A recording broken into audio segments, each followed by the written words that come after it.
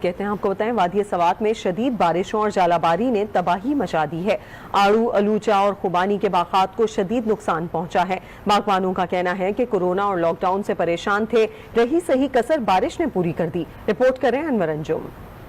وادی سوات جس کو پلوں کی سرزمین کہا جاتا ہے، لیکن امسال شدید بارشوں اور ژالہ باری نے کڑی فصلوں اور باغات کو تباہ کر کے رکھ دیا ہے۔ نتیجتاً باغبان شدید مشکلات کا شکار ہے۔ بارش کے ساتھ ساتھ جو ژالہ باری یہ بھی بہت ہوئی ہے، پرسوں بھی ہوئی تھی۔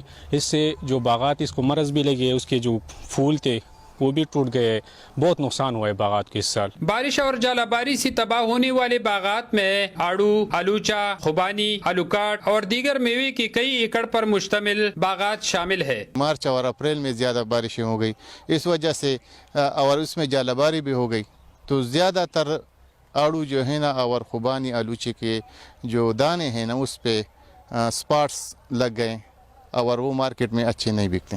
وادی سوات کی بیشتر افراد کا کاروبار باغات سے وابستہ ہے، لیکن پہلے لاک ڈاؤن نے انہیں متاثر کیا اور اب رہی صحیح کسر شدید بارشوں اور ژالہ باری نے پوری کر دی۔ بارشوں اور ژالہ باری کی وجہ سے سوات کی باغات کو شدید نقصان پہنچ گیا ہے۔ باغبانوں کا مطالبہ ہے کہ حکومت ہمیں سپورٹ کرے۔